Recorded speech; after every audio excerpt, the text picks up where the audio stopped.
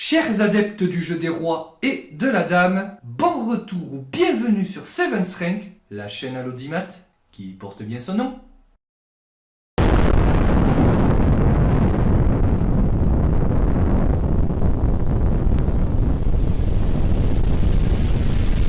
Un talent méconnu. Qui se souvient de lui? Né un 9 mars 1954, Gildardo Garcia, grand maître international depuis 1992, remporta pas moins de 10 fois le championnat de sa terre natale, la Colombie.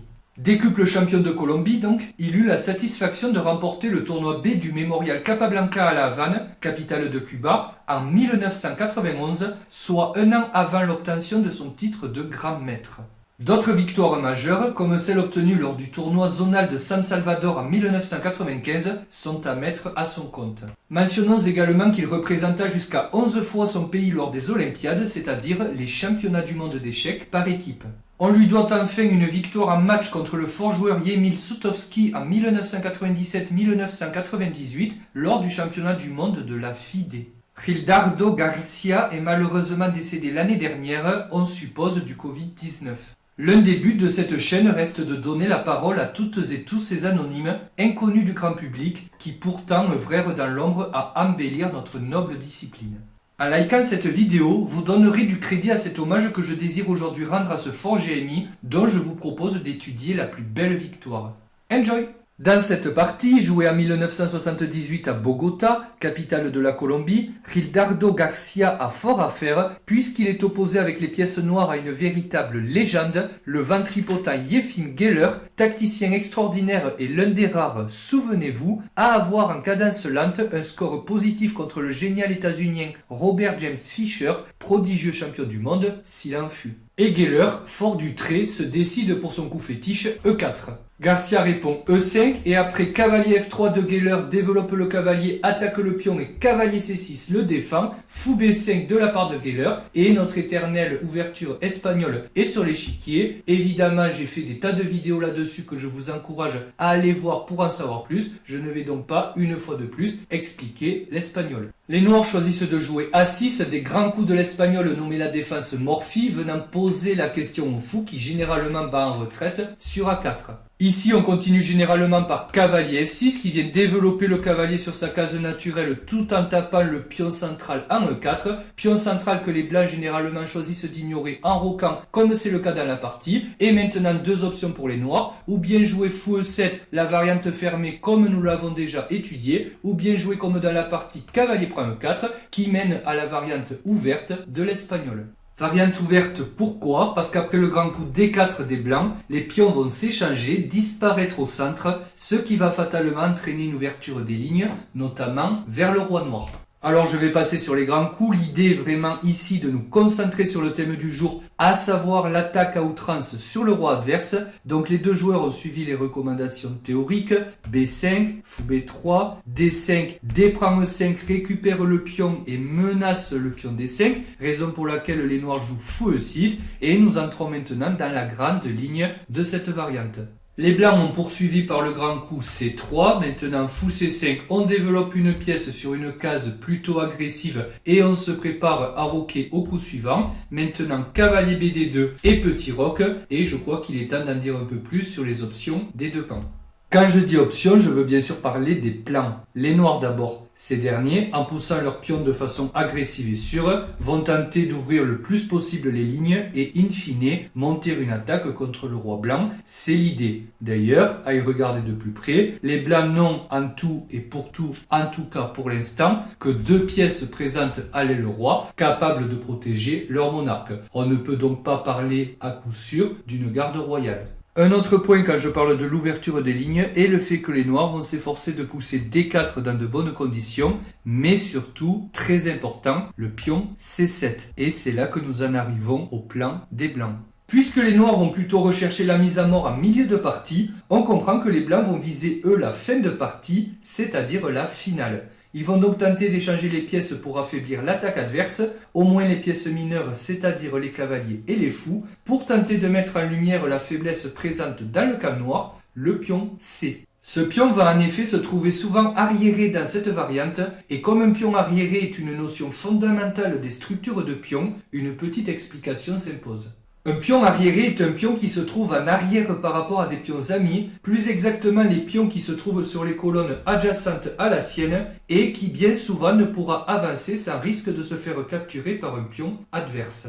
Un pion arriéré est donc une faiblesse, car incapable de recevoir la protection d'un pion ami, il se trouvera bien souvent sous le feu des pièces adverses, par exemple deux tours qui doubleraient sur la colonne et viendraient le prendre pour cible. Le pion C7 n'est à proprement parler pas encore arriéré, mais il pourrait le devenir si un pion blanc venait en D4, et vous savez quoi, c'est la suite de la partie. Maintenant que j'ai expliqué les plans respectifs des deux camps, nous pouvons continuer la partie. Les blancs ont poursuivi par fou C2, je précise à la place que cavalier prend E4 qui est tentant puisque D prend E4, fou prend E6, F prend E6 avec une structure pourrie pour les noirs n'est pas bon du fait des lignes ouvertes pour ces derniers ainsi que la faiblesse du pion E5 très important. À la place, après petit roc, il y a eu donc fou C2. Maintenant, F5 consolide le cavalier. Et si on joue un coup qui n'a pas été joué dans la partie, la prise en passant, on peut récupérer du cavalier. Mais maintenant, les blancs n'ont plus leur puissant pion au centre. Et les noirs obtiennent une colonne ouverte in fine pour leur tour. Après F5, c'est à la place cavalier B3 qui a été joué. Le cavalier vient jeter un œil sur le fou qui recule sur B6.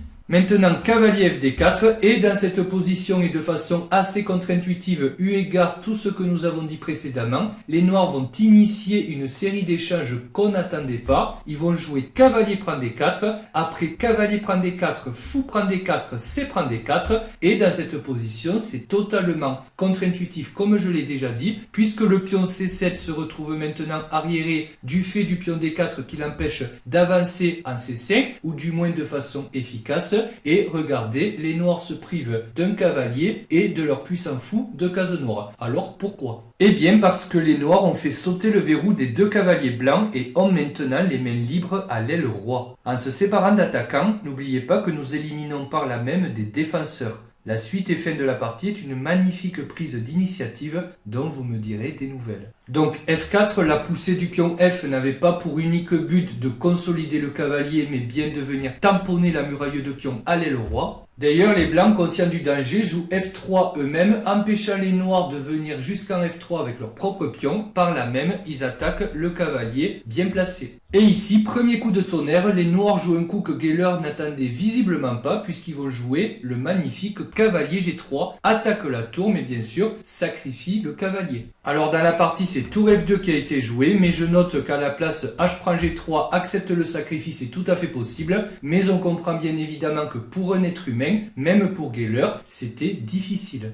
On pourrait par exemple continuer par F prend G3, maintenant Dame D3 menace pion H7, Dame H4 défend le pion H7 et menace Dame H2 échec et mat, mais on n'aurait pas le temps puisque Dame prend H7 échec, force l'échange des dames puisqu'on attaque le roi et la Dame sur H4 non protégée, donc Dame prend H7, Fou prend H7 échec, Roi prend H7, l'équilibre matériel est rétabli, mais on voit maintenant que ces deux pions doublés ne font pas du tout envie et les blancs vont se retrouver mieux dans la finale qui suit. Revenons à cavalier G3, un sacrifice qui a été décliné par les blancs qui ont à la place continué par tour F2. C'est maintenant l'heure de ramener la dame, les noirs jouent donc Dame H4, objectif ramener le plus de monde possible sur l'aile roi et se donner les meilleures chances de mater. Les blancs qui ont compris le danger jouent maintenant fou D2, développent leur dernière pièce le plus rapidement possible, là encore, et vont essayer de s'organiser contre l'attaque féroce des noirs. Les noirs qui n'oublient pas de ramener les derniers copains à la fête en jouant tour à E8. Maintenant, fou B4, le fou vient directement attaquer la tour sur F8 qui vient tout simplement en F7. Maintenant, A4, les blancs tentent d'attaquer de l'autre côté à l'aile dame, à la fois pour déstabiliser les noirs en les forçant à se concentrer sur l'aile dame et en même temps pour essayer de percer et se donner eux-mêmes les meilleures chances pratiques.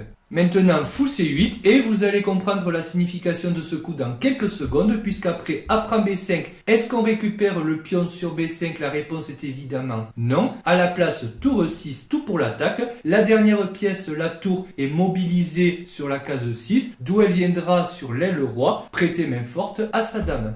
Et c'est dans cette position somme toute tendue que Geller va commettre une erreur tragique en jouant B prend A6 et après la réponse des noirs, il abandonne.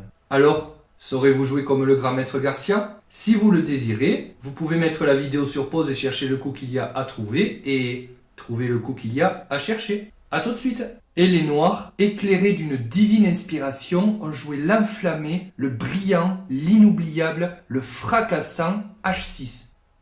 Vous êtes sûr? Mais non, je plaisante. Après B prend A6, les noirs ont joué l'extraordinaire, l'inoubliable, le fracassant, le coup de tonnerre d'emprunt H2 échec qui a provoqué l'abandon immédiat des blancs. Le roi ne peut en effet fuir ni sur F1 ni sur F2, il est donc forcé d'accepter la dame, et après tour H6 échec, roi G1, tour H1, échec et mat, un splendide tableau de mat qui a été rendu possible par le coup d'emprunt H2.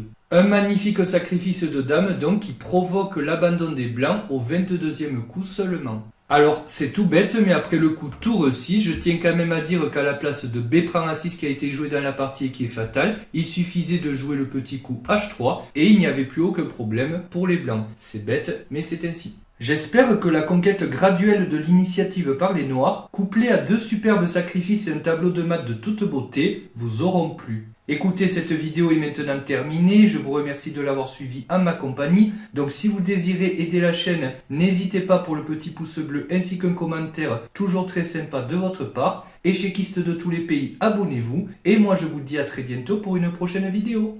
Ciao ciao!